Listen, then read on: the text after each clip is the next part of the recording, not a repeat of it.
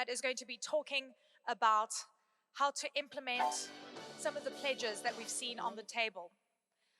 The Ministry of International Cooperation have put together a guidebook on just financing. And we're going to be hearing now from Dr. Rania, who's going to set the scene for us, explain what this guidebook entails, how it is going to help propel investments on the continent for COP27. They look at some of the challenges, the solutions, and the incredible opportunities that will be readily available. Dr. Rania, over to you. Thank you very much, Eleni, and let me take this opportunity to thank everyone who has contributed to the guidebook, and special thanks to Mr. Tony Blair, who has traveled overnight to be with us today, and also will speak to us about the contributions of the Tony Blair Center to the guidebook. This has been an inclusive effort. Ministry of International Cooperation has been coordinating the views of different stakeholders. And in the spirit of international cooperation and collaboration, we wanted to be successful because coordinating among different multi-stakeholders is not easy. But this is a topic that actually brings us all together because as we heard yesterday from Secretary Kerry, time is not on our side. And if we are not able to take action now, we will fall short of what we want to be able to achieve by 2050, and also we will be falling short when it comes to the 1.5 degree. We are going to have a poll during the session for all the participants, soliciting your views on different questions, so also be mindful to that. I will go very briefly over a presentation that provides the background in terms of the thinking around the guidebook, and also the key findings.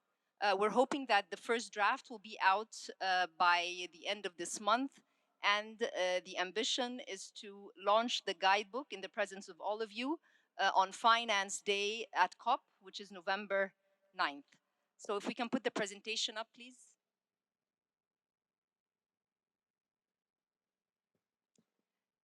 Sharm el-Sheikh Guidebook for Just Financing, and what we will go over is why have we done this guidebook, the power of partnerships, which is extremely evident in the way all of you have contributed, our key findings, and also because we're talking about Africa, we are going to be showing successful practices and how we can move from what exists to actually move forward. What do different stakeholders need to do? That was the key question. Everybody's talking about billions and trillions of dollars, but then they fall short.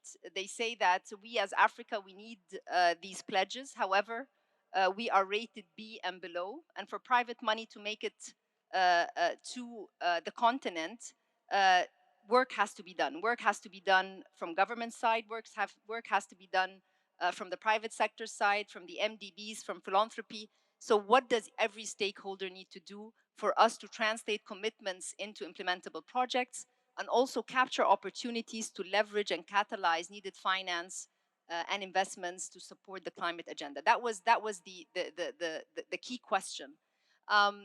There's a proposal for actionable roadmap for each stakeholder. So we're trying here to identify if a government wants to see implementable projects, what does it need to do? We also want to maximize the effectiveness and efficiency of the existing climate finance agriculture. As we were doing a mapping, nobody is short of ideas. In the same institution, we have so many initiatives that sometimes within the same institution, they're not clear to each other. They don't speak to each other. So how can we actually maximize the efficiency of the existing climate finance architecture and use it in order to push forward the climate agenda?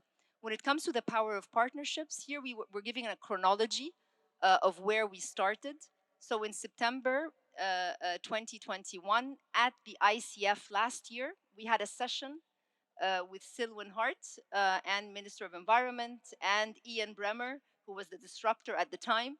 And the question was, there's a climate agenda happening. Most probably COP is going to be in Africa.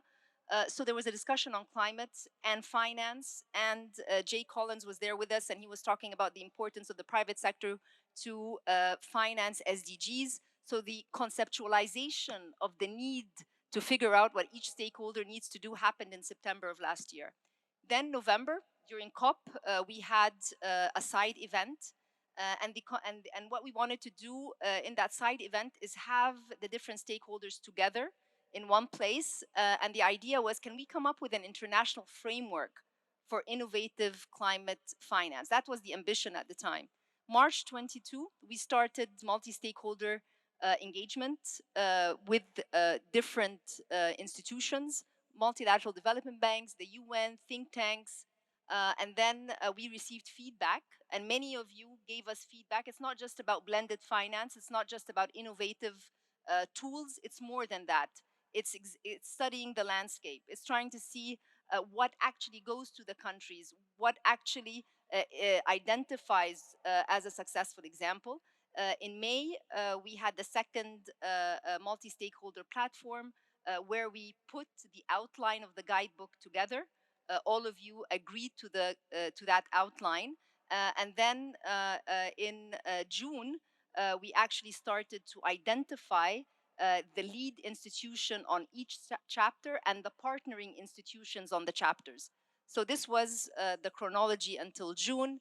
July, we collected the contributions. In August, we developed the guidebook's key messages. Today, we are actually presenting the guidebook at ICF, which will also be presented at Climate Week during UNGA.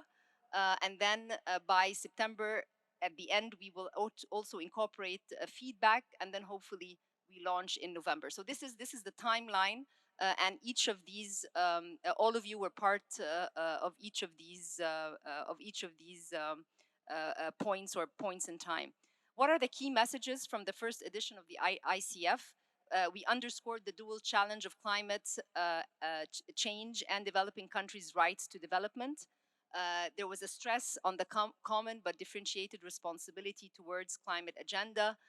We called on all stakeholders to collectively address the climate finance gap. So these were the outcomes of the past ICF, and this is in a communique that was published last September. Again, as we mentioned, all of this came to bear when we met in Glasgow. There was a lot of talk about the private sector making commitments. So how can we bring all of this together? Again, the pledges, 1.7 billion from philanthropy. And then we had 130 plus trillion from the private sector. So lots of numbers, big numbers, big numbers, lots of pledges. And here the guidebook leverages an inclusive multi-stakeholder process. We have governments, we have research institution, think tanks, multilateral development banks and partners, bilateral partners, climate funds, commercial investment banks, private finance sector, and philanthropy. These are the actors. So we have state actors, and we have non-state actors, and we have capital providers. Everybody's voice is in the guidebook, explaining what they feel needs to happen for us to move from pledges to implementation. This is just a landscape of the different institutions that are with us in the guidebook, and I want to thank the leadership in each and every of these institutions, because everyone was extremely fundamental in giving the resource when it comes to time, discussions, a lot of traffic back and forth in terms of soliciting feedback and ideas. Step number 2, we wanted to show that, or actually to account for the regional disparities when it comes to climate finance. So here, the total annual needs globally, we need 4.5 trillion, developing economies, 842 billion, Africa, 250 billion. The actual total flows versus what's needed, these are the numbers. And then what is actually flowing into different regions, we find that what is needed in Africa is 250, what actually lands there is 19 billion only. So again, there's a regional disparity, and the guidebook actually accounts for this, so that in one place you can see the latest when it comes to these numbers. This is again a reflection of what was mentioned in the opening remarks yesterday. If we do not take action and the stakeholders do not do their job, as time passes, we will have 4 degrees centigrade, not 1.5. So the greatest climate injustice is failing to solve the climate crisis in time. This is a quote, and this I think was echoed as well yesterday. Also, to achieve the Paris agreements, we need to increase investment in climate mitigation and adaptation through capitalizing on the interaction between stakeholders. So this is the motivation of all of us coming together to be able to make sure that we don't reach 4 degrees centigrade, but we try to get the 1.5. Focus on Africa. This is again within the guidebook an accounting of the correlation between climate vulnerability and sovereign credit rating. Countries with low credit ratings have higher borrowing costs, of course, and less access to finance. And then this is intensified given the current monetary environment and rising interest rates, and this is accounted for. And then when it comes to key highlights, after 6 months of consultations and 60 days away from COP, these are the key findings that I will present. First, we bring the idea of justice to climate finance, and we have a definition for just financing. It contributes to bridging the information gap, and this is related to climate finance, identifies the interaction between main stakeholders, and sets forth an actionable agenda for each. So these are the the 3 key points, a definition that we will go over together, and there has been consensus on that definition, contributions to bridging the information gap, extremely important to be able to move forward, and then finally, the interaction between main stakeholders. This is the definition.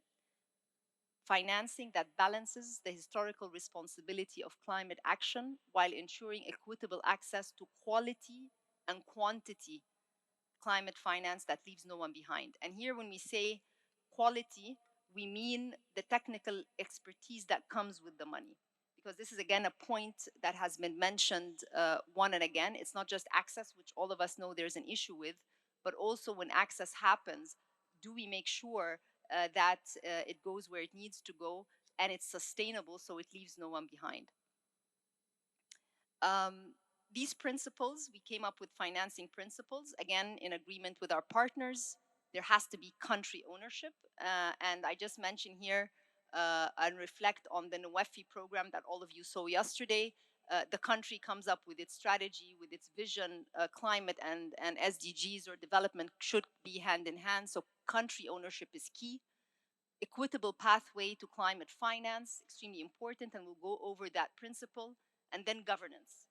And governance is extremely important to ensure that when the pledge makes its way and there is that commitment, that we are able to see that. So let's look at country ownership very quickly. Climate finance, the right to development guided by the principle of common but differentiated responsibility, extremely important. It's in the Paris agreement, and that's fundamental. Achievement of sustainable growth potential while maintaining ownership. Alignment of global climate mitigation adaptation targets with national development objectives. And I think there is more convergence towards this, given the discussions that we have seen yesterday in the different sessions. Just financing principles, when we say equitable pathway to climate finance, it requires global stakeholders to actively consider historical disparities and responsibilities. It needs to be mainstreamed within all financial stakeholders, ensures the right to quality and quantity of climate finance, particularly for the most vulnerable. Sources must be fully funded and enabling environment, including, of course, technical and capacity needs aligned with climate goals. It's based on additionality. Additionality here is extremely important. Here we don't want to cut the pie, but we want to increase the pie.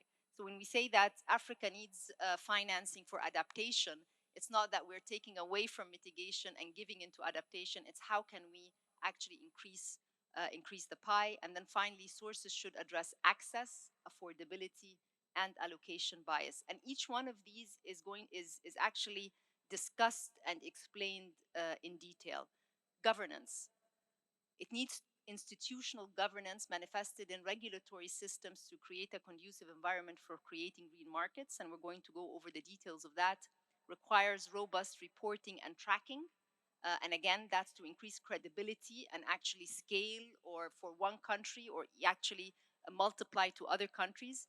It's anchored to balanced multi-stakeholder agreements that strengthen coordination. And here, agreements are very, very important. And we have colleagues from UNICTAD that are helping or have actually contributed to explain what we mean by strengthening coordination, so that the agreements between different stakeholders are not in contradiction with one another, and therefore confuse the national plans.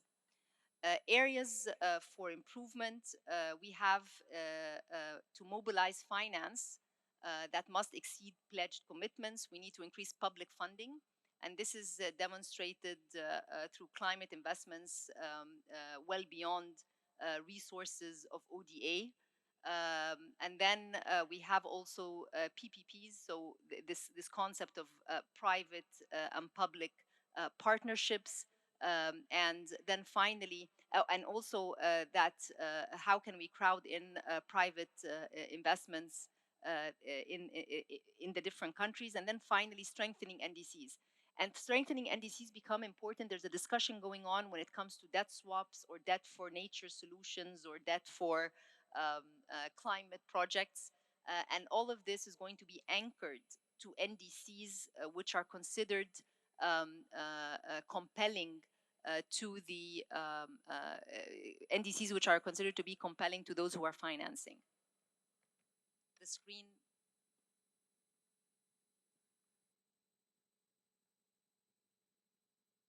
We're just checking, Dr. Rania. Are we able to fix this?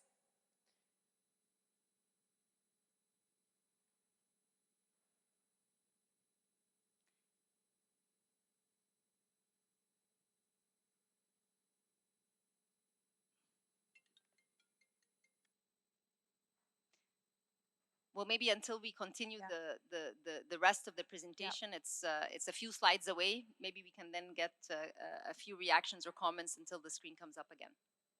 Thank you.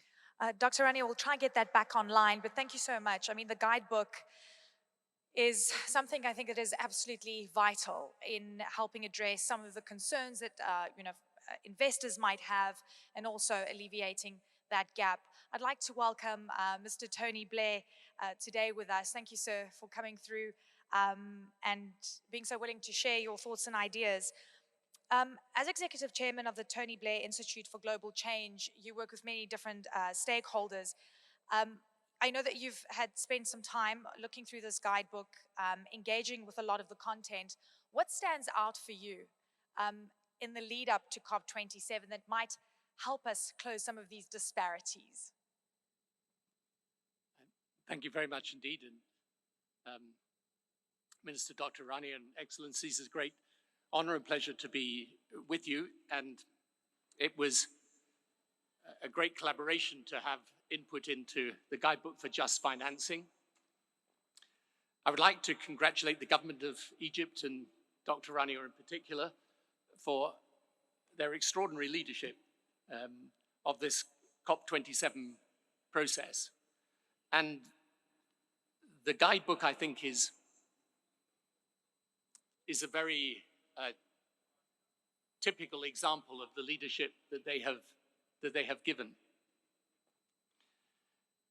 Because Rania spoke at the beginning of the large commitments that have been given. You know, we talk about billions and trillions. But any of you who have been in government here or are in government know the difference between the pledge and the reality is sometimes very large. The pledge usually gets a lot of publicity, and the reality, that is rather harder to do. My institute works on helping governments govern, and we work in many different countries in Africa. And we work a lot in this field now because of the requirements of African governments for electricity and power, because if you don't have access to electricity and power, you don't have access to the modern world.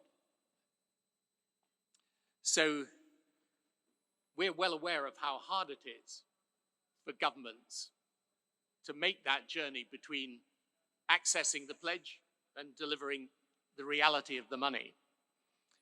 And one of the reasons why it's so important that Egypt has the presidency of COP this year is their NUEFI program is one of the most exciting platforms for change that is happening in this climate space.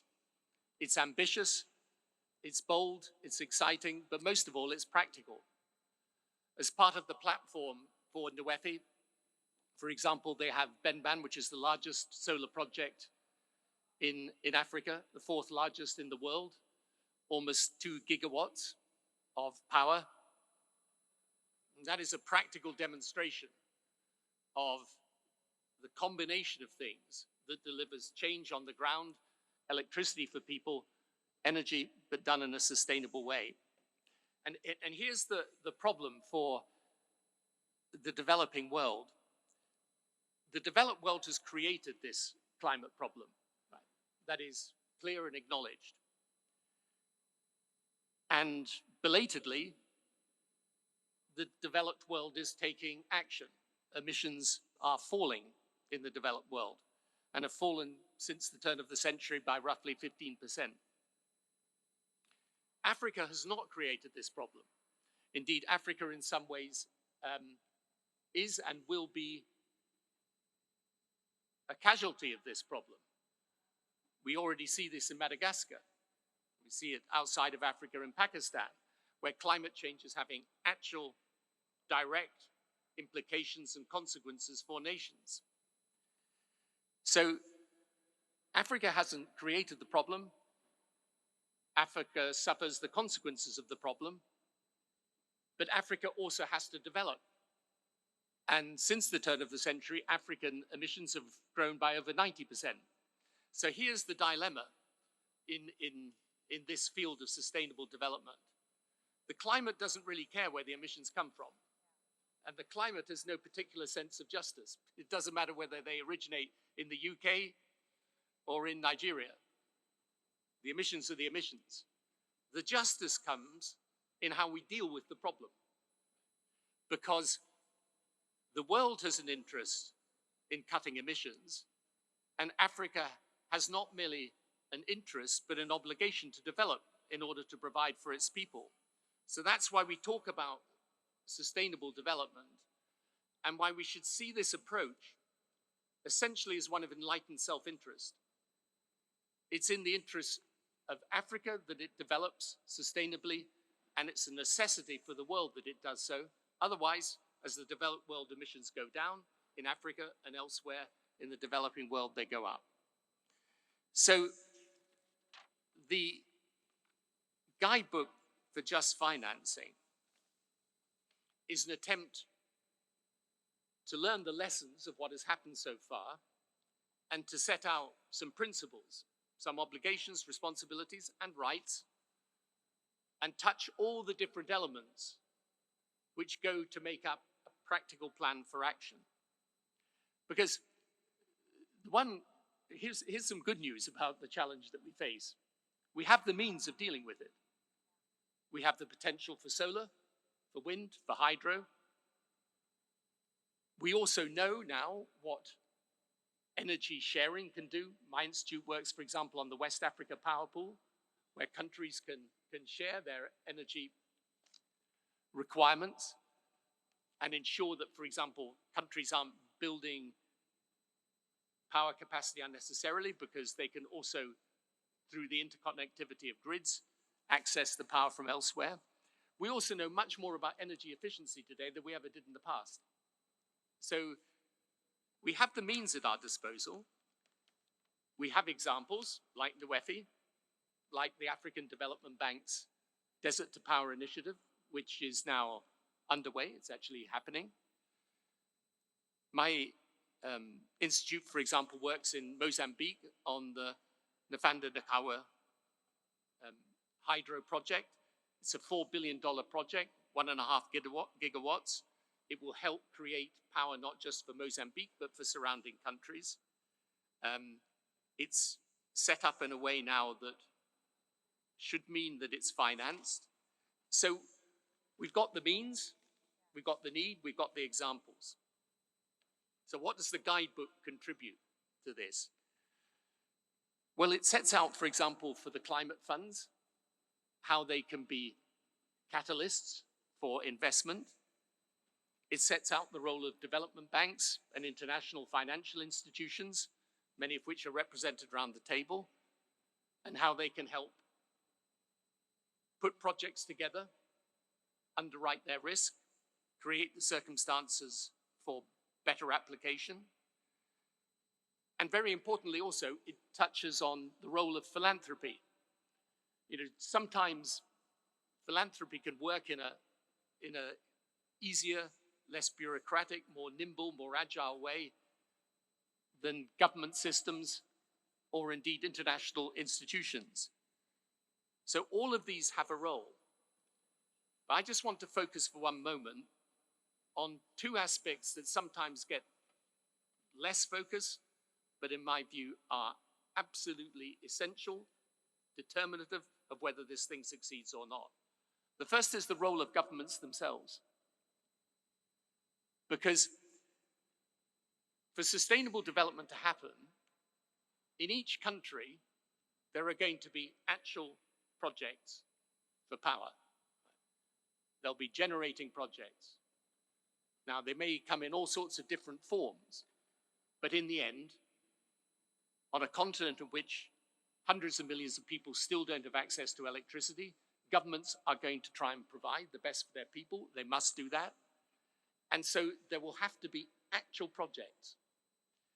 And the problem is taking those huge pledges that have been made and seeing how that money comes down a transmission line to fund an actual project in an actual country providing actual power. For that to happen, it's not just the other stakeholders who have to be conscious of obligation, it's also governments themselves. So part of the work we do with the governments we work with is to help them, for example, provide the right regulatory framework, to provide the right processes in order to attract in outside investment, to make sure that if you're generating the power, you've got the efficient transmission lines for getting it to people, for working out the systems of payment so that there's a rate of return on the investment. These are practical things that governments have got to do. And this is one thing that I think one of the advantages of the guidebook is that it identifies these challenges. And one of the advantages of a forum like this is that people can come together and learn from each other. It's not that people aren't doing this around the world. They are. We can learn lessons and we can apply those lessons. And the role of government and governance is absolutely critical. So that's one thing. The other thing that I wanted to highlight is the role of private finance. You know, one of the good things about the NWEFI program is it also brings in private capital. And here's the thing, no matter how much development institutions can contribute, in the end, I don't think this problem will be solved unless some of the vast sums of money, the liquid capital that is there looking for investment, is mobilized. And that's why it's important that we have members of the financial sector, the international banking community here with us today as well. But this is the problem we have to tackle. For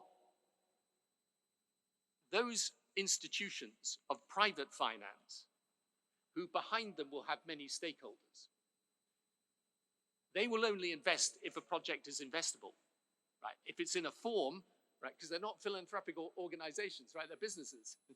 In the end, if they're going to fund a particular power plant, they've got to know there's a rate of return because someone sits behind them demanding that. So one of the things that is really important, and I would like to come out of this forum, is how we ensure that the expertise that's there in the world of private finance that knows what it needs in order to invest is put at the service of governments so that they're capable of turning these ideas for where their power generation is going to come from into practical, investable projects. because it's only if you liberate some of that enormous amount of liquid capital in the world that you're going to get this problem dealt with, because otherwise neither governments nor the aid community nor the development institutions have got enough capital to do this on their own. So those are the two things I wanted to highlight, the role of government and the role of private finance. And just finally, to make this point, that I think, I was involved in the initial Kyoto Treaty, which ages me somewhat, but, and at that point in time, most political leaders who were passionate about this, and my government introduced the first climate legislation in the UK, we spent most of our time trying to persuade people that there was a problem. Now, the good thing, if you fast forward to today, is, well, apart from a few people, not many people have to be persuaded it's a problem. If you look at the opinion polling in the developed world, it's a huge shift to people understanding that today it's a big problem. It's now all about implementation. And the reason why I think Egypt's presidency of this COP is so important is that the Egyptian government and the presidency have understood the challenge now is not to keep persuading ourselves about how important it is, or for people to come forward and talk about their green credentials, or for large sums of money to be bandied about. The challenge now is, as it always is in politics, is to take the vision and turn it into reality. And the advantage of this guidebook is that it shows you how it can be done. Thank you. Thank you so very much, Mr. Blair. Thank you very much, Dr. Rania. Fantastic opening statements. In the interest of time, we started very quickly. I just want to quickly give you the state of play today. We are going to try and get through as many people as possible. If you have a statement you'd like to make, please try and alert me. I'll try and make eye contact across the room. In the meantime, we have a few questions. We've got a poll for you. We'd like for you to engage with us so we understand what you're thinking. Sort of a litmus test in terms of where we stand right now in alleviating some of the challenges that we face on the continent in terms of financing and also in terms of COP27. The first question, if I could please get that up on screen. There is a website you're going to log into and there's a code you should use, which is going to give you the question and also give you an option to say yes or no. I'm just waiting for that to be on screen. Could someone assist me? Everyone is working on it. There it is. Thank you. I just need to turn around. So please go onto that website, menti.com, and use the code. And the question is, do you believe the current international system is well equipped to address climate change? Yes or no? Mr. Blair, a lot of what you said really resonates with what we've been hearing from African leaders. I have a follow-up question for you. Let's look at the UK's emissions right now globally. It's around 1% of greenhouse gas emissions. The whole of the African continent is sitting at 3.8% after COP26 in Glasgow. The general feeling was that Africa's been held to account like everyone else that has to drop greenhouse gas emissions by 5%. And, that's generally felt as unfair because Africa is still not industrialized, and that Africa needs to do things better and leapfrog older, cheaper technologies. At the same time that we're talking about a just transition, we need to talk just financing, but we also need to talk about just responsibility. Yesterday, Mr. John Kerry said that the US could probably be doing more. Are you of the view that the big emitters globally should be doing more? And I say this because we've seen such a huge discrepancy and gap in financing on the continent. And we're the ones, in Africa, dealing with the consequences. We're collateral damage, essentially. Yeah, we should do more. Now, look, by the way, one of the things I'm always conscious of is that when you leave government, it's a lot easier to give the advice than to do the job of governing. So I know it's difficult for countries, but let me give you an example from the UK. We are going to have to do much, much more on renewable energy. Now, by the way, today we've got an interest in doing that as well because of the rise in gas prices. But if you take, for example, the big emitters in the world today, I think from the developed world, yes, we should all do much more. But this is where I think the practical thing matters. You're also going to have to get some of the large emitters in the developing world today, and we know who they are. We're going to have to help them in that energy transition. So it's not just about us in the developed world doing more to cut our emissions. It's also about maintaining and actually increasing our commitment to help those in the developing world make that transition. Otherwise, as we've said right at the very beginning, as our emissions go down, the developing world emissions go up. So I think we've got to do more on both of those things, and it's in our interest to do it. I think the commitments are there, right? The pledges are there. It's about the money trickling through, and we've ascertained 3% is only coming to Africa right now. It's something that a lot of leaders speak to me about, and this is why I keep asking this question, because I hope by next year we would have mobilized a lot of the money that we're talking about today. I'd like to bring in Jay Collins, the Vice Chairman, Banking and Capital Markets Advisory at Citi. Jay. Oh, hello, sir. Hi. Welcome. We were talking about de-risking projects on the continent. We know there's $130 trillion that is on the table right now. Getting that money mobilized, getting it to work. What are the top issues that you require? And does this guidebook assist you to try and overcome the challenges, the bureaucracy, the lack of policy perhaps, that you might face when you're thinking about seriously investing in Africa's climate agenda?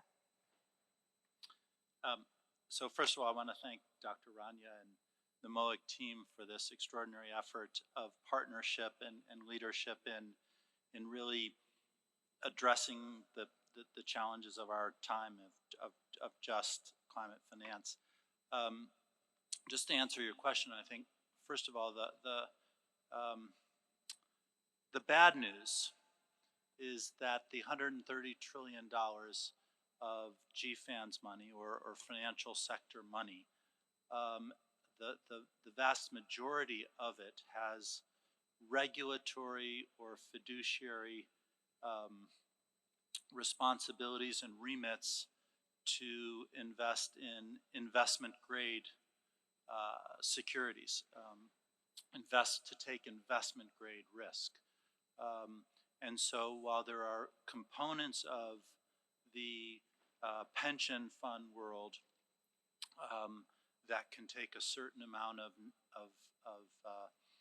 emerging markets non-investment grade risk, or insurance companies or banks, by and large, the bulk of that capital takes high grade risk. And so the challenge of the guidebook, the challenge for all of us really, is to take projects in Africa, projects in the developing world, and enhance them with the tools of the official support community, such that we risk mitigate those projects and structures into the zone that the financial community can, in fact, put all of that money to work. Now, again, I want to emphasize that there are equity investors and there are emerging markets investors that do take that risk, but it's simply not enough to address these needs. And that means that we will have to, as the guidebook discusses, take all of the tools in the toolkit that are available to us, and those tools were discussed yesterday and are in the guidebook, and they can be everything from risk wraps, essentially guarantee support structures of the likes of DFC or MIGA or Islamic Development Bank that take political risk or contract risk out of a structure. That can be concessional lending by the likes of the World Bank and others. They can be private sector lending like EBRD and IFC. And quite frankly, the grant community, be it ODA or now philanthropic grantors that can take a risk buffer, what's called a first loss in a capital structure, and again, enable what Prime Minister Blair talked about, which is a financial return to these structures. So the guidebook talks about the challenges of these very complex public partnerships and what we can do to improve upon these mechanisms. what is fascinating about the answer up there, the 81%, is we would say at Citi that the tools actually do exist. And the ability of the system to pull itself together the way the guidebook calls for, um, we just haven't met that challenge yet because the tools are there. Certainly the money is there. The question is, can we collaborate in an unprecedented way, public-private partnerships, to enable this capital to flow where it needs to flow, including to Africa. And to do it quickly, because we're running out of time. Dr. Rania, we've got your presentation back. Would you like to continue on those 3 slides for us? And then we... Yeah, I just want to say that this poll is very revealing. Do we have the final answers? Excuse me, Dr. Rania. Was that the final answer? Because I know it takes a few. I think it's indicative. Okay. I don't think there we go.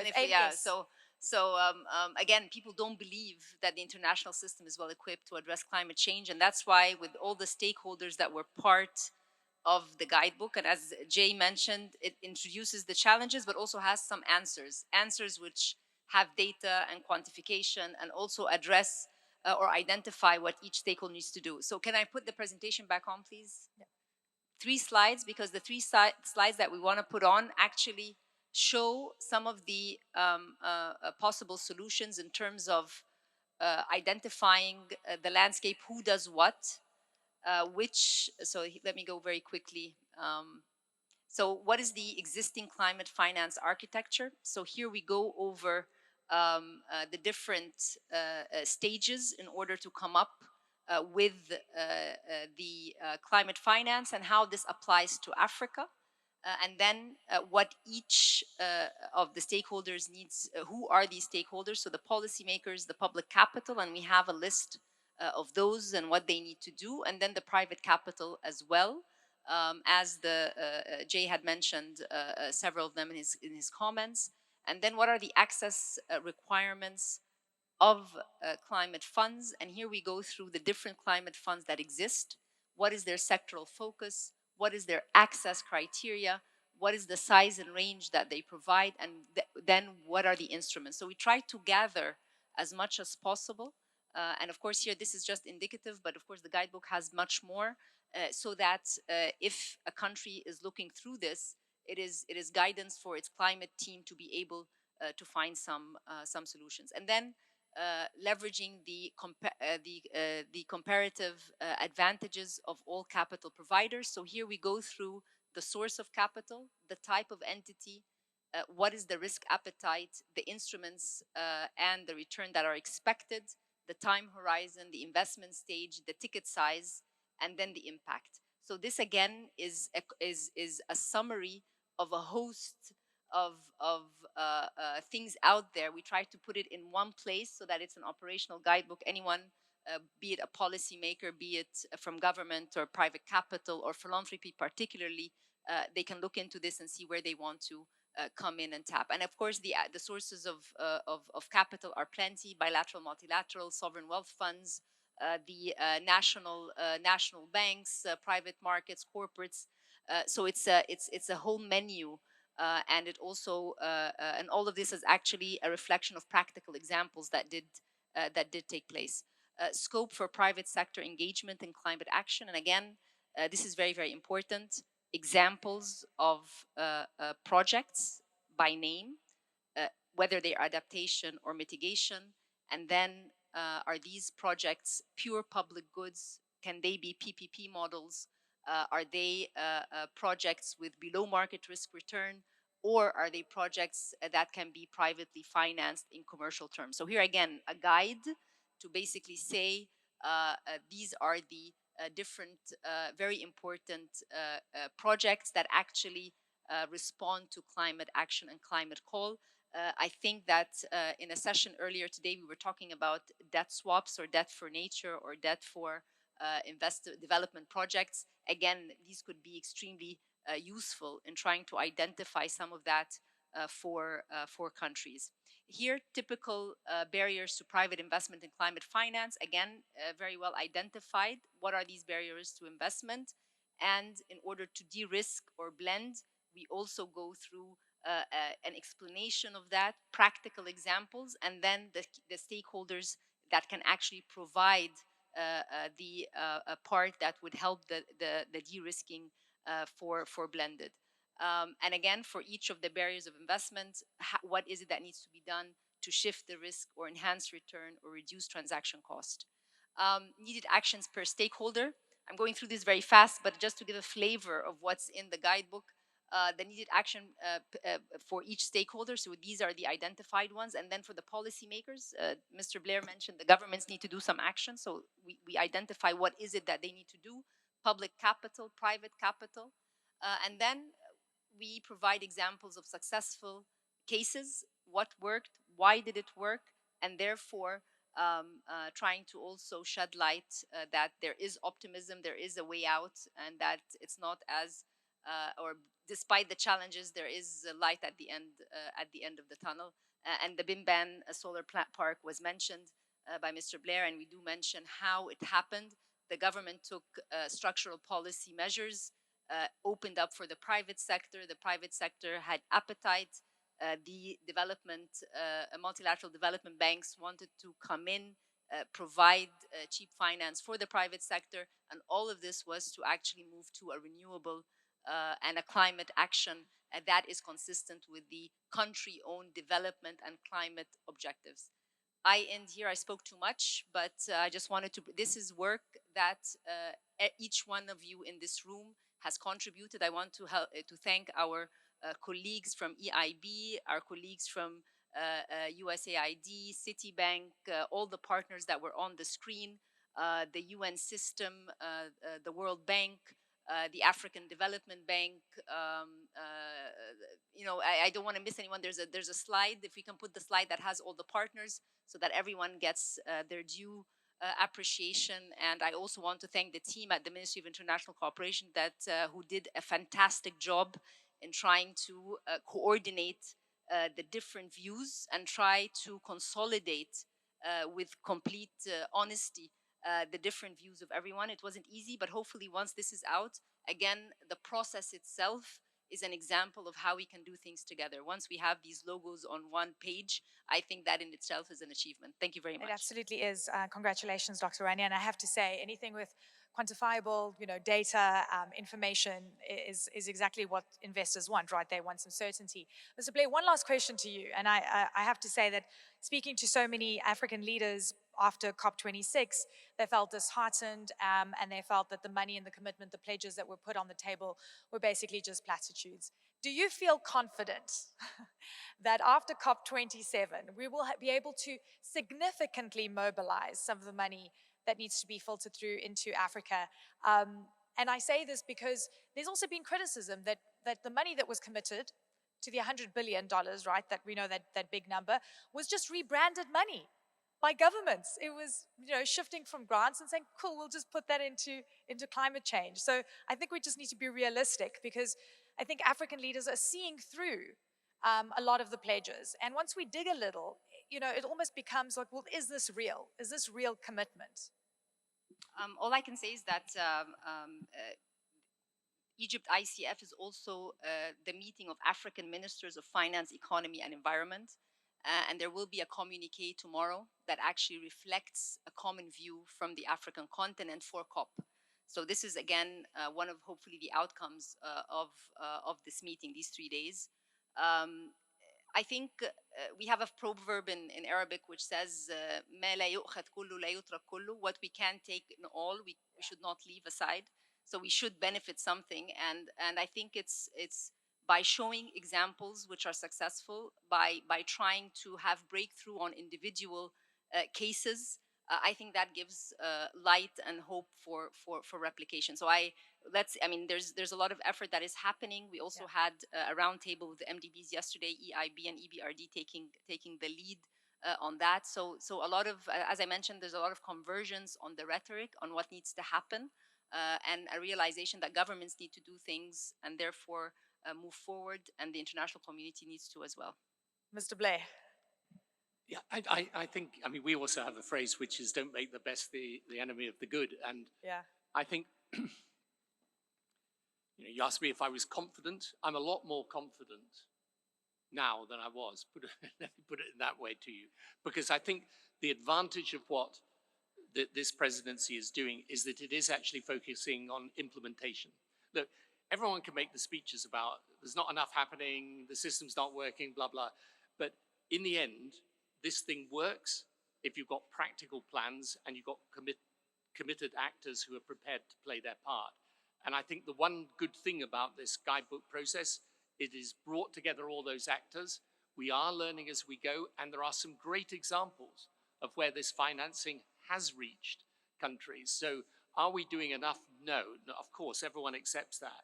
But I think for the first time, I can see a way forward at least that is not, it's not painted in rhetoric, it's actually got some practical lessons and practical examples to guide us. And therefore, I think there's a much better chance. But the point is, out of this, what should happen out of the COP27 is that we start identifying very specific projects. I think the Egyptian presidency has already identified a whole clutch of those projects. We need governments to think, well, how can we put our own project into this and start to add to that bank of things that where you're then going to be able to use some of the guidebook in order to help get the financing. Thank you, sir. Thank you very much for your contribution today. We do have another 2 questions for you. I'm not sure if you've got those ready for me. They're asking me to give them a moment. I would like to go to my next speaker, Kevin Kariuki, Vice President for Power, Energy, Climate, Green Growth at the African Development Bank. Could you say hello if you are here, please? Yeah, unfortunately, Mr. Kariuki could not be here, but our VP, Kevin Orama, is around. He'll be taking on behalf of the African Development Bank. Okay. Thank you very much. Are we able to ask a question? Sorry, I can't see where you are. Yeah. Okay, so my question to the African Development Bank is, I think the AFDB has been so successful at de-risking projects, getting the private sector and public money pulled together for mega projects. Is there appetite right now, to the extent that we need it to be, for projects that will make the continent cleaner and greener? This in tandem, being very cognizant of the industrialization strategies and mandates that the AFDB and other developmental institutions have on the continent right now. Okay, thank you. Thank you very much for that question.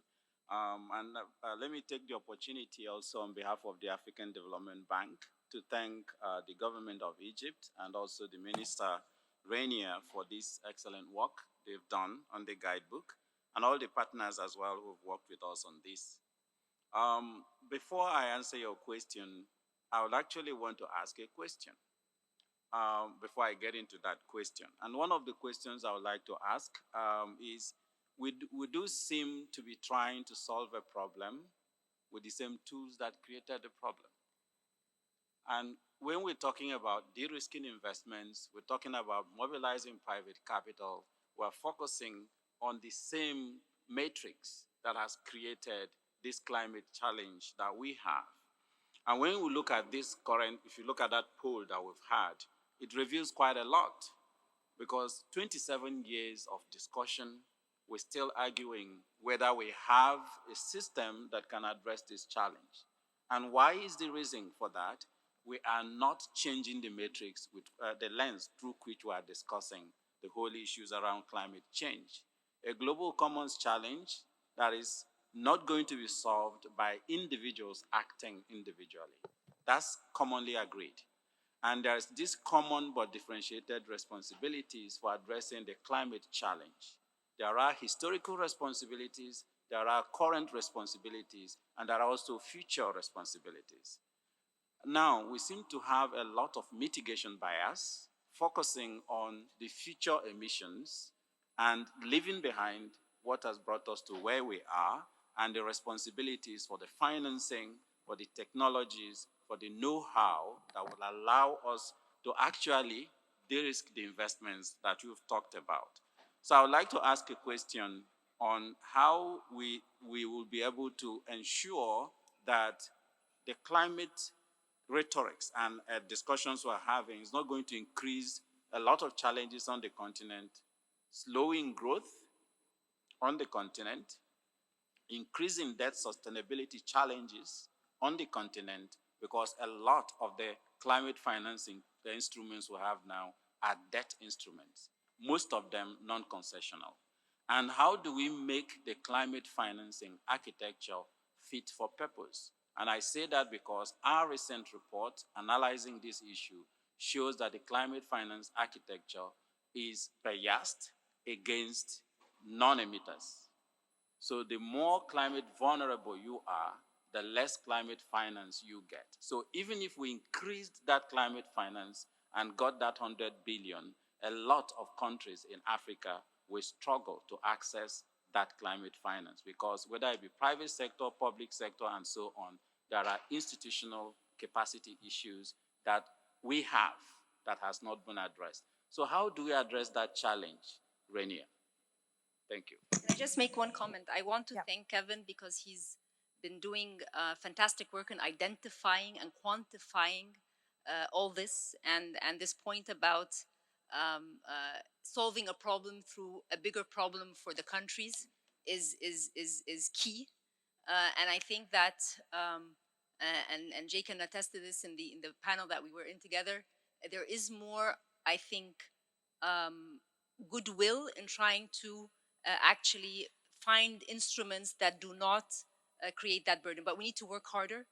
We need to have leadership on that, and we count on African Development Bank as the regional bank for Africa, and to shoulder other institutions with you so that we can find solutions. Thank you so much, Dr. Rania. Because we've got a change in some of our guests, I would like for you to raise your hand in terms of who would like to speak next and contribute to this conversation, and then you can introduce yourselves. So, who would like to get involved? Who's pointing? Oh, there we go. Hello, ma'am. My eyesight, I think I need to go get some glasses. Please introduce yourself for us. One of the big questions here is firstly the guidebook, how important that's going to be, and some of the challenges that you're foreseeing and opportunities you're foreseeing within your segment. Thank you. Thank you. Good morning, Excellency Rania and colleagues from the development world. So the discussion on the Just Finance Guidebook, I think following the conversation, the opening remarks regarding, the whole justice in financing, and I think there was a lot of emphasis on the role of government and government ownership.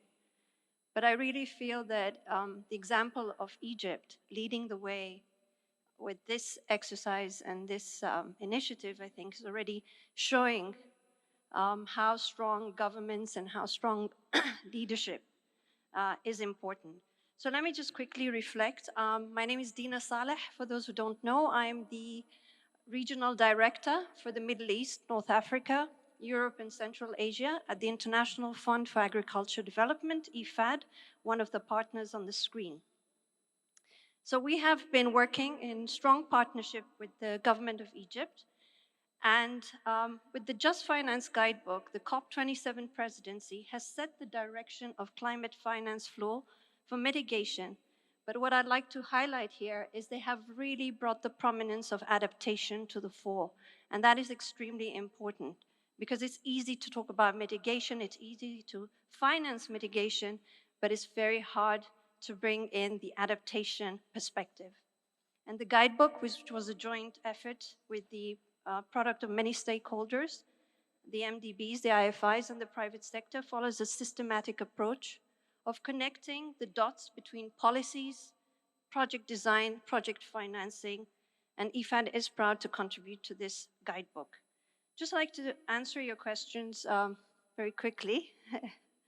So what I'd like to say in thinking about the Just Financing Guidebook, I think the importance of the enabling environment, and here I'd like to say the shared ownership by all stakeholders, not just government, but all who stand to benefit. So we also need to look at the other side of the coin.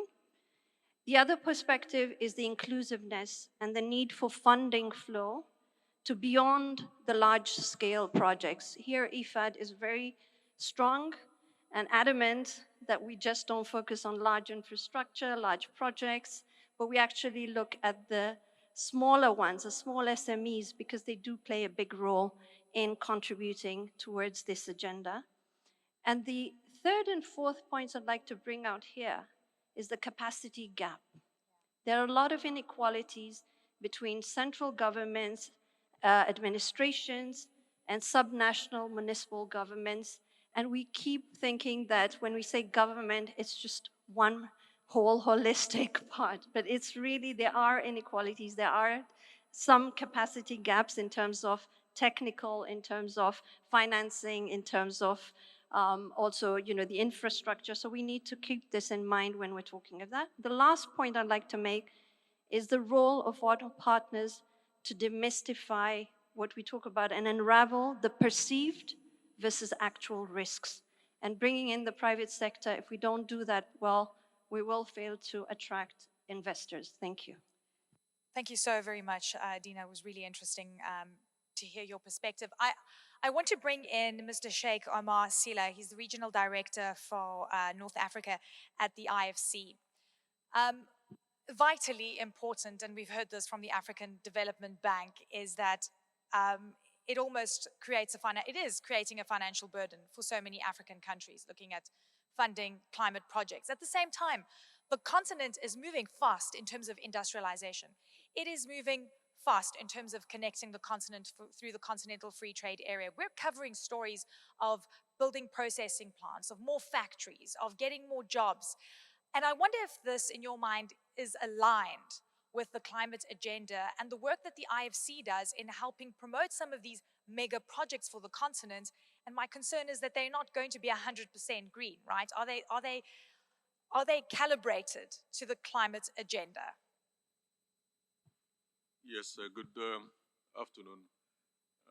Dr. Rania, thanks a lot for convening to this very important, work. And before, answering, to your question about, the guidebook, I think this is a very important, milestone. I think that the survey which has just been show exactly that. I'm not surprised by the result, but the result really for me is to say that we have to have a kind of common, framework. And so can I ask you to move the microphone closer to yes, the mic? Thank you so much. So I would say the guidebook is really providing, I would say, the starting point, to disseminate what are the issues and what needs to be done, to go, to the greener, agenda. And for me, the guidebook is not the end. I really think that we should find a way to try, to make it as something which is going to evolve, with the time, organizing, some workshop training, and I think that someone, spoke about, the capacity building. So I think that this is a very good tool which needs, to be kept updated.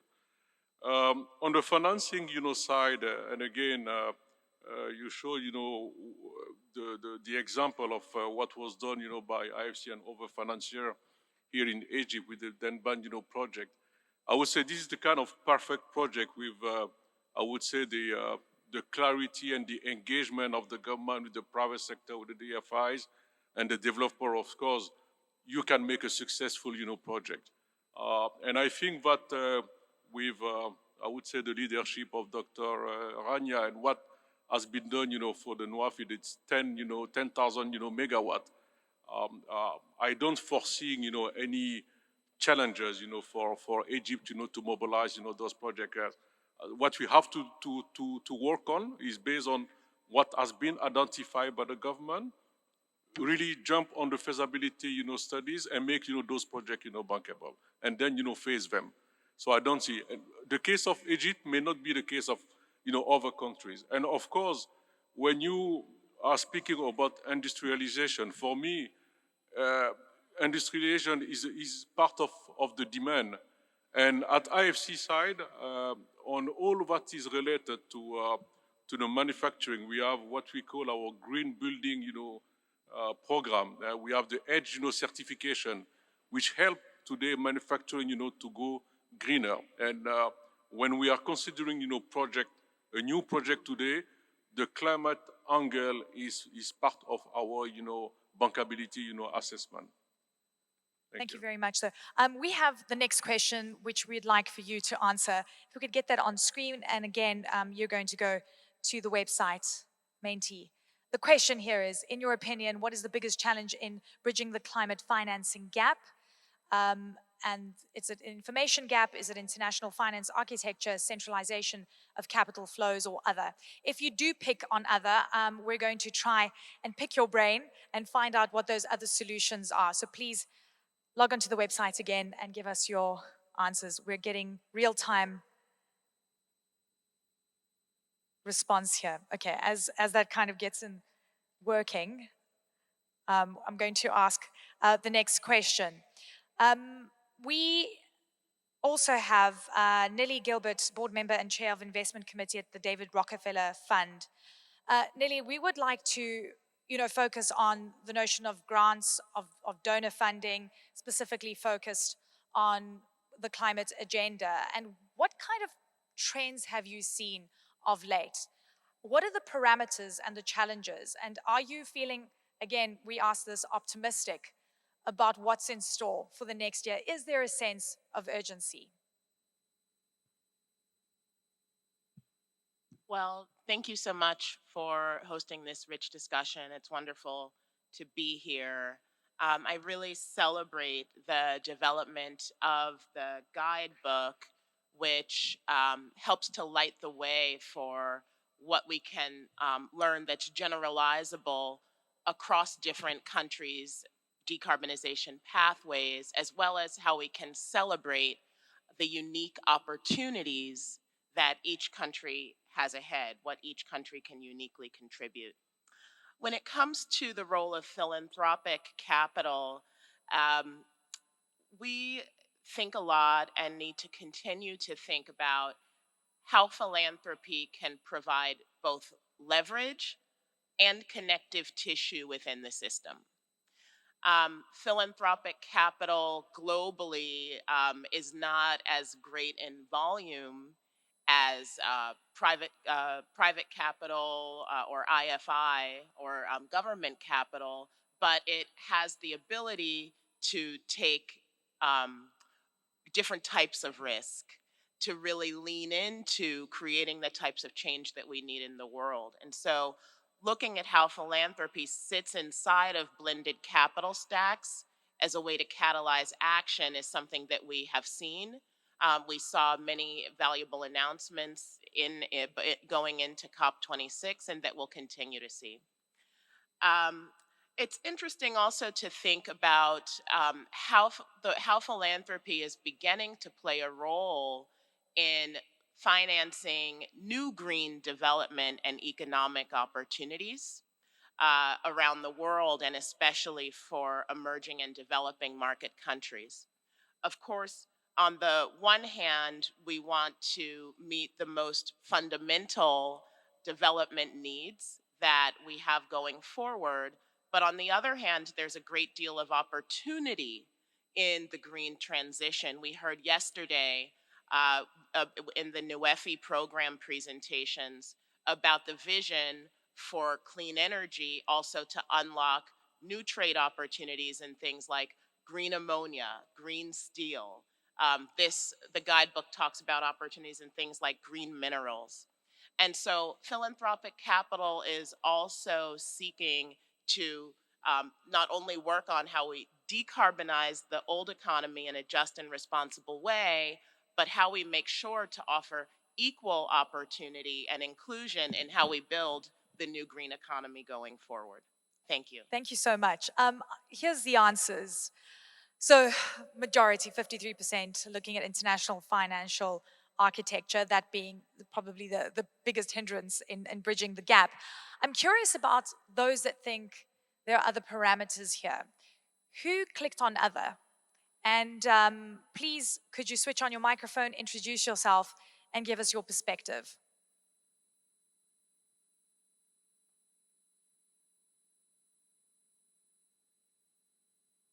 Anyone in the room that clicked on other? 10% of you, in fact. Yes, sir, please tell us why. Grab a microphone, introduce yourself, and give us a sense of what you're thinking. Eric Becker from the IFC. So I think we heard a lot about there being huge needs, and I think we heard a lot about that if all of these needs were to be met, we would need certain forms of private capital that are currently not available because they're, let's say, requiring risk mitigation measures that are possibly not there yet. So that's probably all true. But I would argue that at this point, there is still a lot of capital available that's not being used because there are just not enough projects. Now, I hear a lot of talk about the capital that's being lacking. I would say, well, let's focus a little bit on the projects that are lacking. And when I say lacking, let's not underestimate the challenges that it takes to build large-scale infrastructure projects. There will need to be environmental analysis done. There are communities that are affected. There's grid studies that will need to be done. And a lot of this will need to be done prior to the capital being deployed. So I would argue, instead of focusing only on large numbers and pledges, we should focus on the actual development of projects at the ground level, like in Egypt. And we've seen this work, like in Benban, when the work was done together with the government, the money was there, not a problem. So it's this, that's the problem in my mind, to translate the pledges into the action. Thank you so much. And I have to say that we've seen so much money chasing big projects, right? Multinationals are spending money on the continent. They're building processing plants, they're building factories, and I wonder if some of that capital should be, repurposed in some way to build greener, smarter, more efficient processing plants. And I wonder what the parameters are of what is then a climate-friendly project. Jay, maybe you could jump in here. You guys are, the bankers looking at what makes sense and what doesn't. Just applaud that comment, because I think that so much of the gap is in fact in the creation of the project specifics. We have so many governments that have concept papers for projects, and that's probably 20% of the equation. Could you tell us what you look for in a project, specifically, the parameters? So I'll give you an example. Definition. We had a minister come to us after requesting the top 3 projects for their NDC that gave us 2 or 3 pages on each project, and we gave them to the bankers, and the bankers said, where is the link to the data room for all of the project specifics, because then we can build a financial model and talk about how we fund it. That data room is exactly what you said. It is all of the technical operational considerations of a project. It can be the environmental assessments, it can be the engineering studies, it can be the feasibility studies by the consultants, but it is essentially the plan that is probably 60% of the equation that takes the concept and vision of a project to the point at which the development finance community and bankers can assess its financial viability. And that's where I think Dr. Rania and the Guidebook, and certainly Citi and others in the partnership, have said we need much more technical advice. If we're going to create projects to that level of development, we're going to have to call on the ecosystem. Some argued in the discussions for the Guidebook for new entities. Others just said we should supercharge within the developmental institutions that we have to do more of it. But regardless of where you put that, it's essential that we have much, much more of it to get us to the point where we can fund. Thank you so much. I'm going to ask a question to Dr. Heike Hamgart, Managing Director for the Southern and Eastern Mediterranean Region, European Bank for Reconstruction and Development. Europe is now recognizing, experiencing just how delicate energy security actually is. Is there a sense now that there's more inward-looking priorities that would mean, focusing on the climate agenda, funding projects in Africa or around the world would then be derailed because of internal issues in Europe? And I also would like for you to give us a comment on the Guidebook and how that perhaps changes or amplifies the investment prognosis for the continent?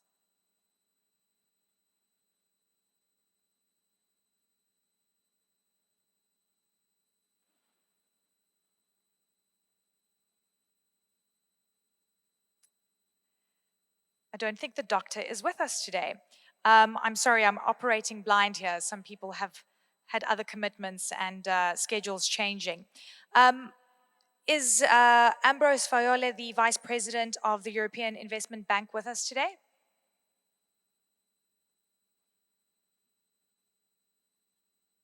Unfortunately, not. Yes. I'm afraid the Vice President had to leave. I'm the Chief Climate Change Expert Fantastic. from the EIB. My name is Nancy Sage. Would like to thank very much the Minister and all the colleagues and all the partners who we've been working with on the handbook. I think it's an amazing collaborative input and gathering of learning from all around the world, and particularly with this focus on Africa. And particularly, I think the data gathering and bringing together real statistics and information that looks at different flows of climate finance and what is the different levels of risk that different players would like to take. I also voted other on your option, and I would just like to mention that we must also remember to think about just financing for small businesses, not just large businesses and large projects. And when we think about that, first of all, I totally agree with the speakers who said we need investments. Climate finance is to invest in climate projects. So we have to think, what are the hurdles to have more projects sooner so we can have more climate finance? And when we're thinking about that on small scale for SMEs, we need to think about how that can be done for the smallest businesses as well as the big ones, and how we can work with local banks to do that. And there is a justice issue there. In the same way that the most risky, climate risky countries are less able to access climate finance, smaller businesses, which are also often much more vulnerable to climate change impacts, have less capacity to access investments than large businesses. So I would just like to bring that small business, SME, local bank point to the discussion. Is the EIB at this stage still sticking to its commitments on climate funding and financing in Africa despite European-wide issues? Have you seen anyone saying, look, we've got to start pulling back, we've got our own issues to contend with? We have our commitments from our board, which were made and then published in our Climate Bank roadmap, which is to go to more than 50% climate action and environmental sustainability funding by 2025, and that has not changed, and that is in our global financing. Thank you so much. Okay, I'm going to try and change tack here because I'm feeling uncomfortable with this page and some people have had other commitments. Who would like to contribute to the conversation? Please turn on your mic, introduce yourselves, and tackle what's top of mind for you right now. We've heard from people that architectural, capital management is one of the biggest issues. We've seen that many people don't believe in the current international system in terms of tackling climate change. We've heard from Dr. Rania on this incredible guidebook that perhaps will tackle some of the things that are on top of investors' minds. Who is next? Yes, ma'am. Welcome. Thank you. I'm a professor of economics in Egypt, but I also work in the south of Egypt. And I think that one opportunity that deals with both income generation and poverty alleviation with the kind of climate change possibilities is to try and link together lending for climate change issues together with lending and spending by the big businesses working in Africa. We heard yesterday from one of our colleagues from Africa that it was important to bring the big businesses working, let's say in cocoa, or to manufacture in Africa instead of taking things along the value chain just at the very start, at the agricultural stage. So if we find a formula to link the investors interventions in Africa with spending on climate change as a percentage of the total investments they make, I think that that may well work. Thank you. Thank you very much for that intervention. I would like to now call on Darshan Wignaraja, the Director of Climate Policy Initiative. So over to you. Thank you very much. Let me start by thanking the Minister and Excellencies. We would like to say we have a Climate Policy Initiative is an independent, non-profit think tank. So we have potentially a slightly different perspective from some of my colleagues around the table. We'd like to highlight that we think it is a powerful, coherent and compelling guide that Egypt have led and put together in the form of the rule book. We would particularly like to flag the sections around access, which is critical, and pipeline development, which has come up certainly in the conversation. So in that sense, we think it is critical that at this juncture, the voice of Egypt and the voice of Africa is seen to be framing the next steps in the discussion. So we applaud and celebrate that. A few comments around the contents. I would like to stress the importance of data and transparency. Colleagues just raised the issue of the data room, and certainly that is critical in pipeline development. But across all types of flows, both public and finance, Climate Policy Initiative do a lot of work collating the information that governments, the public sector, private sector put out into the domain. I would encourage all of you to continue to, wherever you can, tag and indicate any green finance, which is of public finance. It makes it much easier for institutions like ours to bring the powerful granular insights into what are the flows doing, how are they linked to equity, how are they linked to the just transition. So those elements I would stress. Secondly, I wanted to return to the comments from IFAD. Adaptation, particularly in this continent, is going to be a critical issue in the next phase. The role of sovereigns and how they contribute to financing is going to be a pertinent and very timely issue. So anything that the guidebook can do to further elucidate what needs to happen in the adaptation space will be warmly welcome, particularly given the challenges of raising private finance in that space. And my last point is really around collaboration. We think the guidebook does a fantastic job of indicating who are the key stakeholders. Much of what we'd like to see is how those stakeholders then work collectively and in a more aggregated, compelling, joined-up fashion.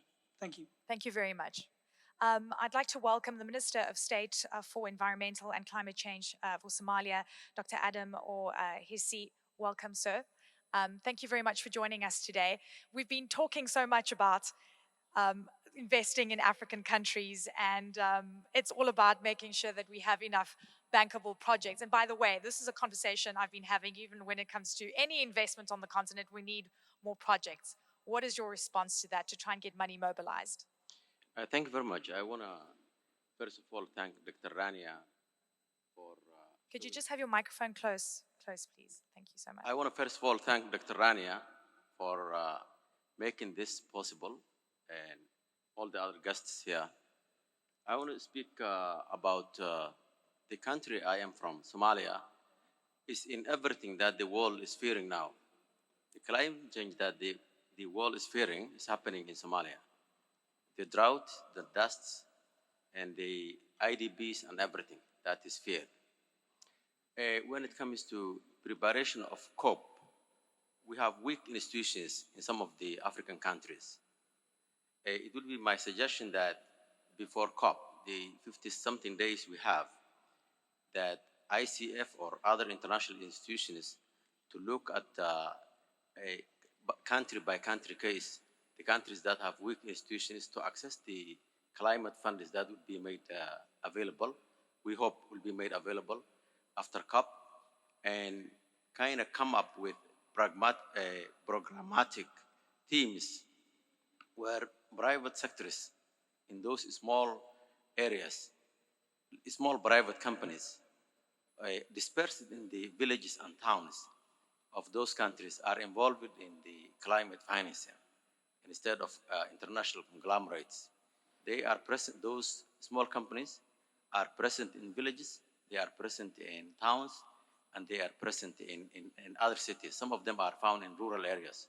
So the smaller the company, the more reach they can have to affect an environmental change. So the climate financing, my suggestion is that Egypt is very experienced. Over thousands of years ago, Egypt had a means to predict droughts and save for droughts. Quran says Prophet Joseph suggested that there will be 7 years of drought, so we keep all the yields from those 7 years for another. There will be another 7 years of rain.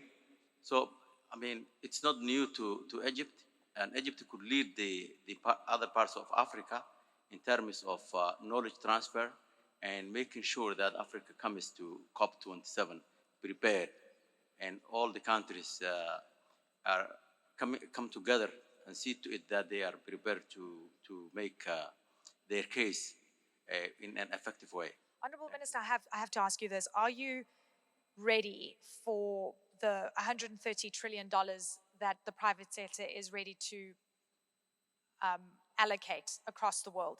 Does Somalia have bankable projects right now? And I'm glad that you mentioned the small companies, right, that work in the villages, because they matter more. They're going to have incredible impact on those communities. Are you actively thinking about de-risking projects? Yes, we are. We are thinking about bankable projects, many of them, but the absorption capacities vary. The need is there, and the programs are there, and the ambition is there. We do not know if the programmatic aspects of bankable projects we have will meet the time we have between now and COP. We only have 60 days. I would like to welcome Elena Atanasova-Panova, the UN Resident Coordinator. Elena, welcome. Thank you very much for the opportunity. Let me start first, of course, by commending the government of Egypt and Her Excellency. I had the honor to be part of this process from the outset of the process. And I would like to share that it was extremely inclusive process, extremely. And you saw many of the logos of the UN agencies listed. So we mobilized the UN system to be by the side of the team of the Ministry of International Cooperation and to contribute to this very inclusive process, because as a UN system, we believe that this guidebook will contribute to the access to finance. Because the access is not there, we all agree on that point. It has been mentioned, many times yesterday. The access and also the ambition, because there is urgency. There is urgency for climate action, and the UN agencies, because if you think, it's the IFIs that will, to a great extent, have a role. It's the financial architecture, as it was mentioned, that needs to be reformed, frankly, straightforward. But the development partners, and specifically the UN system, what we can bring to the table, in addition to the technical expertise, it's a technical expertise that puts the people in the center. Because at the end of the day, all these projects, they need to deliver for the people. Because the people are the ones that are, experiencing the consequences. And we need to think about them. So leaving no one behind, bringing the perspective of the people, this is what the UN agencies can bring, and I'm happy that UNICEF is here, WFP, UNDP, the UN Women, and we will play a role.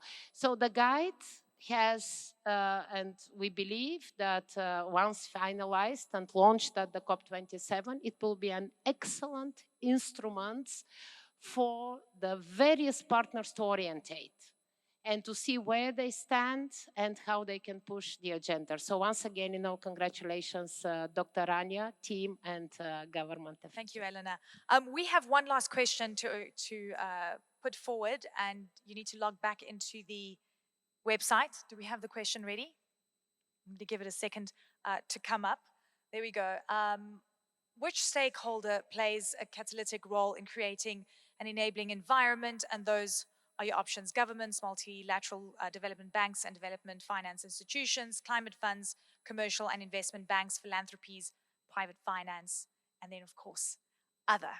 I'm going to hear from a few more people before we go back to Dr. Rania. I would like to welcome Chris Clubb, Managing Director at Convergence. So, thank you. While everyone's answering this, maybe go back to the previous poll with respect to the guide.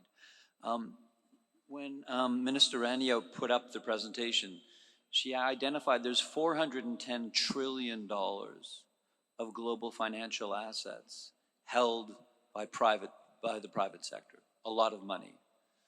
But if you look at the geographic distribution of that money, 81% of it's in developed countries, around 15% in China, and only 4% in all of the other 140 low and middle income countries, including Somalia.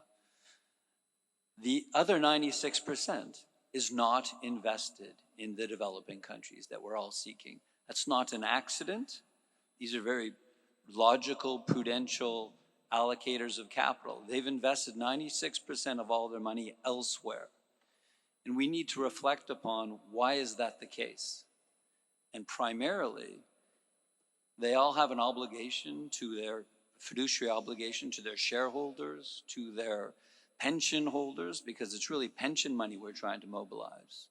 But the money is not flowing into these countries. Primarily, as Mr. Collins said from Citibank, there's a lot of risk in these countries. I'll give you an example. The median sovereign risk rating of these countries is B minus. Most investors allocating money don't. So the international financial architecture results in 96% of that 410 trillion is invested elsewhere, a problem with the international financial architecture. So sovereign credit ratings matter here because... Well, it's not just... And some don't even have sovereign credit ratings. That is also reality. Is there no way that you can overlook that sort of the metric of credit ratings, which have been proven, don't really often reflect reality? Oh, I don't doubt that. But the reality is it still drives investment decision today. We're talking in 2022. The sovereign risk ratings of these countries is probably the biggest determinant of the risk in these countries, whether we like it or not. That's reality. So I think when it comes to the financial architecture, I know that the guidebook will be touching upon this. We need to get more of that 96% of funding into these 140 low and middle income countries. We need to be demonstrating that there's an acceptable risk return. And part of the financial architecture, maybe it's coming up here, look, 55% of governance. Governments need to be allocating more funding to de-risk investment in these 140 countries so we can get more of that private capital into these countries. The investors are already invested in other investments in the developed countries in China. If we want them in these low and middle income countries, we need to show risk and risk return that meets their fiduciary obligations. And on balance, there's very few limited opportunities there. Sure, there is in Malaysia. 11% of these countries are investment grade, but not elsewhere. So a big part of the financial architecture, and I think you're seeing this, the governments, in our opinion, governments need to be allocating more funds to create the right risk return for private investors to shift out of developed countries into developing countries. And until that happens, I think we'll just see piecemeal investment in these countries. And I want to refer to a comment that I heard from African Bank chief economist yesterday. We do not have the fiscal space to be able to allocate those kind of funds. And you're saying that if the government doesn't come to the table, then you can't de-risk. It's a dilemma, right? I mean, and that's the reality. Yeah, and when you say they don't have the fiscal space, if you look at the most recent CPI landscape, almost all, the large majority of this financing is happening in the form of debt. Yeah. And it's happening in the form of FX debt. More of it needs to be equity, and more of it needs to be in local currency debt. Okay, I would like to welcome Dr. Ndidi Noli Edozian to comment for us. She's from ISSB. Welcome back.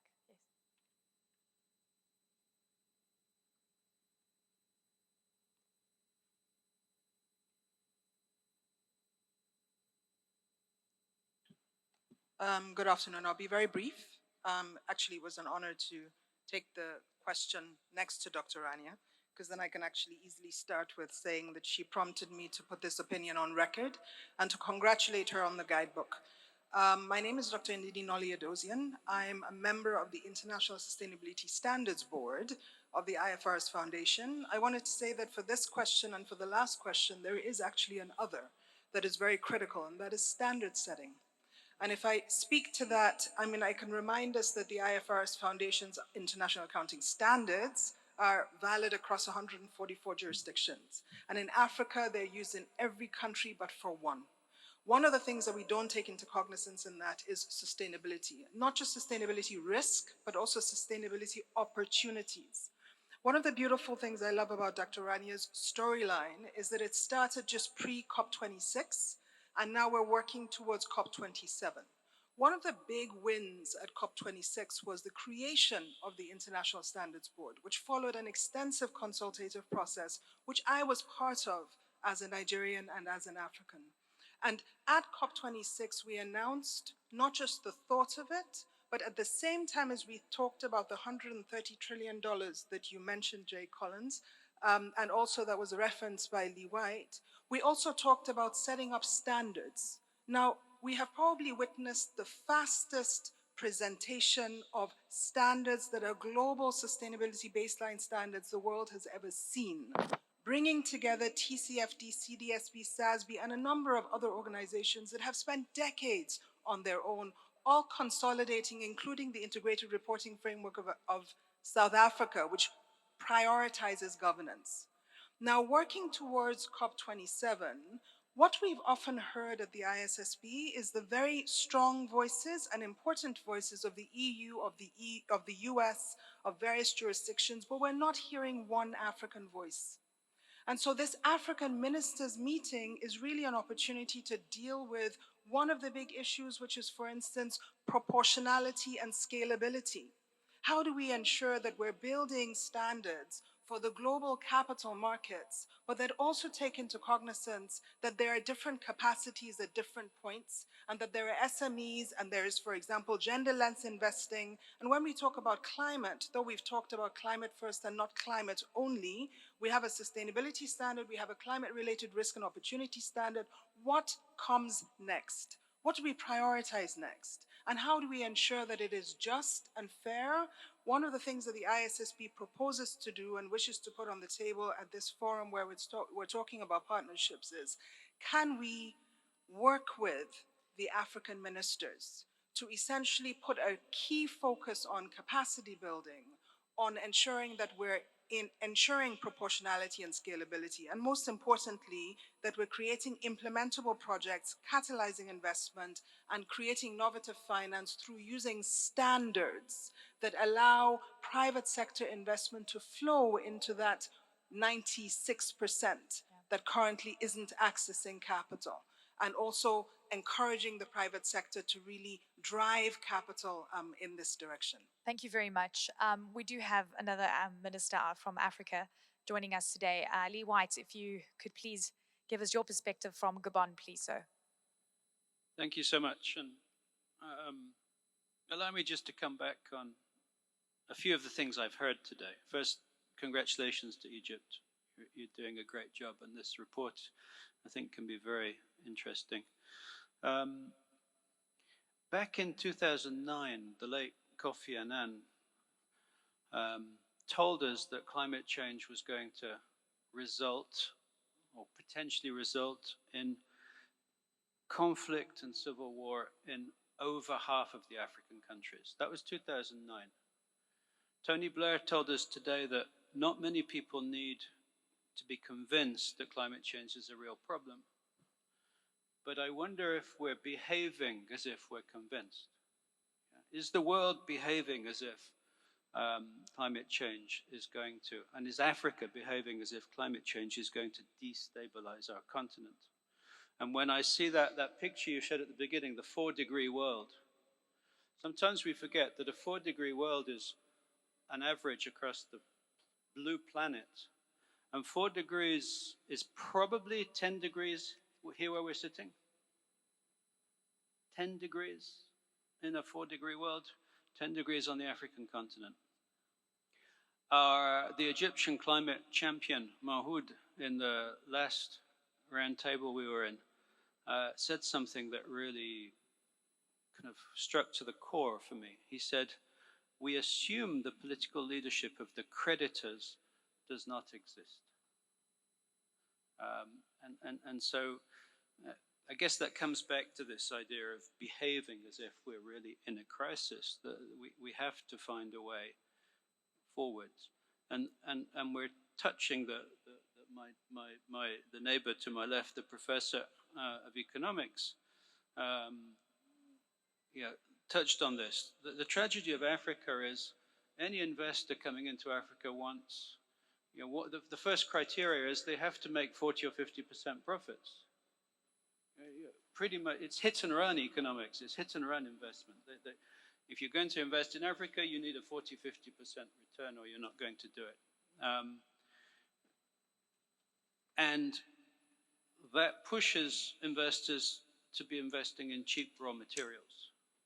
So Africa becomes a source of cheap raw materials that develops the rest of the world. We don't build electric cars in DRC. We don't make doors out of wood in Gabon. So we need to reboot, and we need to, Africa is maybe the richest continent in natural resources, and we're the poorest continent in value added. That has to change, and that has to be part of what, sustainability has to be part of how we respond to climate change. Tony Blair said, he used the term enlightened self-interest. There's a sort of there's on one side there's a responsibility. Developed nations have a responsibility to act. On the other hand, perhaps they're only going to act, at least initially, if they have enlightened self-interest. And maybe green energy investments, maybe carbon biodiversity ecosystem services that we can provide to the rest of the world are a way to bridge those two things: responsibility, enlightened self-interest. And kind of just to plug my own country, Gabon is carbon positive. We've achieved Paris. We're I think the most carbon positive country on earth. And so there has to be a way in a country like Gabon to finance investment in renewable energy. Why does our sovereign fund have to collect commercial loans to invest in a profit-making sustainable energy investment in Gabon? There has to be money available for that. And if we can't do it in Gabon, where our debt we pay our debt, we're a country that has decent rating. If we can't fund that in Gabon, the most carbon positive country on earth, the country that's doing the best on climate change. May I interject? Can you, sorry. How sir. can we, I've got are a we question going to move actually, forward? as you're saying this. What is your sovereign credit rating, and are you seeing money chasing bankable projects in Gabon right now, given your carbon positive status? I need to look at my finance reserve. We're B+ right now, yeah? Only B+. No. Very quickly, we run out of time, but I'm curious because I think this is a good Capital example, is right? not flooding into Gabon, and it should be. It needs to be. There has to be a way to link carbon positive, ecosystem positive countries in Africa that are providing a service to the rest of the world to this strategic investment in sustainable development in Africa. And Gabon is an easy country to do it. And if it's not happening in Gabon, it's not happening in Somalia. It's not happening in the other Congo Basin countries. We've run out of time. If I could just give a couple of people 1 minute to quickly respond, and then we're going to hear from Dr. Rania. Kevin from the AFDB, so you wanted to comment. Yes. And my comment actually comes naturally after these comments from both ministers on my sides. Uh, First thing for us to think about in terms of going forward with the handbook, how do we actually address that bigger problem, which is about 80% of the challenge that is embedded in the current systems that we have? So how does Africa leverage its carbon credit in the green markets that is evolving? That's one thing. The second one is also what you have raised in terms of how we make our natural resources work for green investments and green development on the continent. In DRC, in everywhere on the continent, we have huge potentials. So how do we use that to build competitiveness? There are several policy tools that we can use, but because of time, I'm not going to go into them. We have done analysis, what you are calling for, Minister, for each country on this continent. We call it country focus reports on what it means for supporting climate resilience and just energy transitions in each country. So we've calculated the carbon credits, the carbon debts, the financing gaps, sources, policies that you need in order to be able to make this to happen. So we will be able to share with you, African ministers, those reports once it's cleared by our board in a few weeks. Kevin, so a quick question. Do you feel that Africa is being mispriced from a credit perspective, that the perceptions of risk are skewed? And is it something you're going to be talking about at COP? Hit and run economics. Yes. That's but 40 to 50% returns. I mean, that's the highest I've heard in a while. Africa has the wrong end of the global financial architecture, both in terms of sovereign credit ratings and also valuing of African commodities and resources in the global market. 100%. But we have to change it ourselves, not looking for solutions from the source of the problem. The banker in the room, Jay, do you think that Africa is being mispriced at this stage? And I also just very quickly want to ask you about a rehaul of the Bretton Woods system and whether that's going to help make things easier in investing in Africa. I'm sorry, what was the last part? The Bretton Woods system. John Kerry had spoken about this quite a bit yesterday. Do you agree that it needs to be overhauled to make investing easier? And I'm asking if it's going to make investing easier in Africa as well.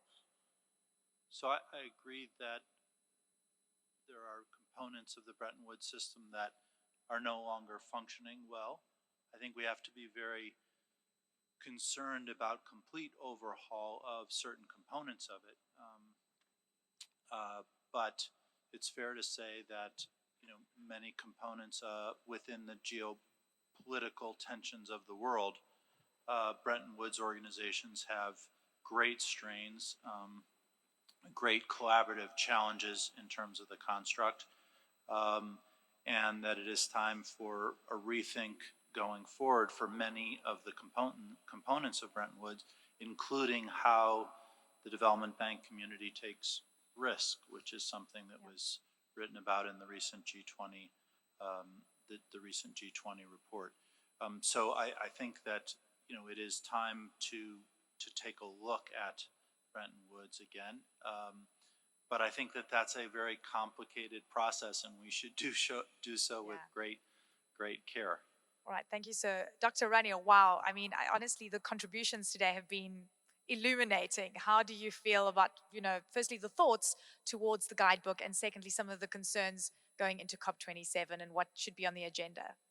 No, I just want to recall the initial meetings with each stakeholder here when we first tried to pitch the guidebook. I remember when VP Fayol was in my office with his team, and we were discussing what we wanted to do, and with the expertise that the EIB has in implementing, that was brought on.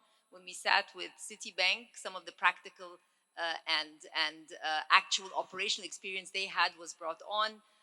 Convergence, bringing in the data and the landscape. So it was really complementarity across, if we believe in Ricardo as economists, the comparative advantage of each institution was really brought to the fore in the guidebook.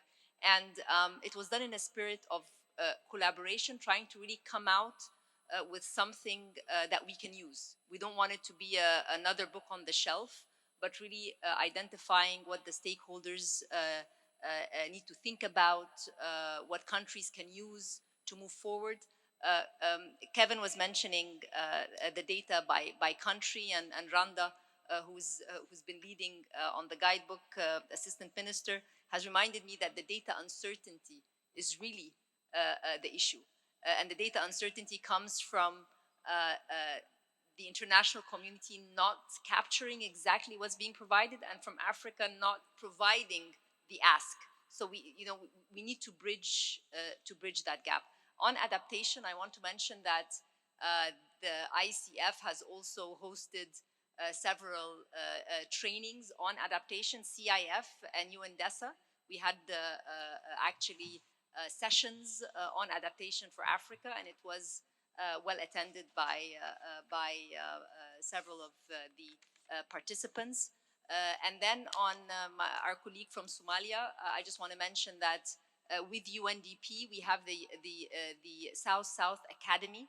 And when DSG Amina Mohammed was in a bilateral meeting, we decided that just after COP, maybe we can do more communication on the South-South Academy, because again, there are so many learnings, whether it's in agriculture, SMEs for agriculture, and we have, of course, IFAD, Dina from IFAD, doing fantastic work on the ground, different projects in areas in Egypt, looking at small farmers, women, crop resilience. So very practical examples, tangible examples that could be replicated. I can go on and on. I just want to say this is a very happy day because it's been a very long process. This is a day where we are putting together this effort. A few more steps before we launch officially. But again, just looking at this screen here, as we can see, it is very telling.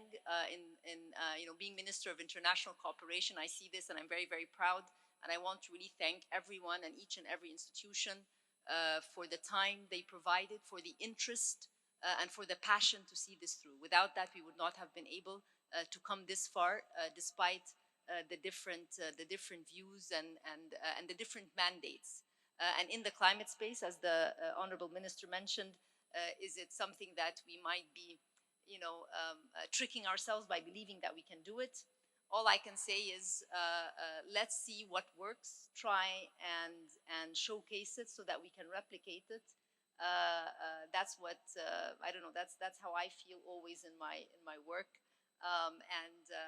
Before we sort of doubt ourselves, but there are good examples out there, and hopefully in this COP, the theme of from pledges to implementation, we try and show in action in several of the platforms and the different products that are coming out. My final word on SMEs, because it was mentioned more than once. In the spirit of supporting startups and innovation when it comes to climate solutions, we also launched an international competition, Climate Tech Run. This is a first of its kind competition during COP, where it's on digital arts as well as innovative solutions for adaptation and mitigation. There's a special prize for African startups. The website is there. We've got already a lot of interest. The applications close on September 22nd. Shortlists will be announced on the 5th of October, and they will be invited to the Youth Day at COP to present, and those who win are going to be provided with boot camps and with incubation, and so again, focusing on the startup scene and the SMEs. So lots of good things happening. Looking forward to seeing all of this presented and seeing more collective action and more common voice among all of us. Thank you very much, and thank you for your time, and thank you for your contributions. Thank you so very much, Dr. Rania. A round of applause to all of you. I see conviction in the room. I see, a huge sense of passion and understanding on how this is going to shape our future on the continent. So thank you very much for your contributions. And Eleni, can I just interrupt you? Yes. Can we all go and take a picture with this behind us so that we can document Yes. consensus? That sounds fantastic. Everyone for a photograph in the front, please. Thank you very much for joining us today. I have to say, Dr. Rania, you and your team pull off incredible conferences and conversations and roundtables. So we look forward to many of these discussions where we also discuss how after we walk away from talking in a room like this, we act and we implement. So thank you once again.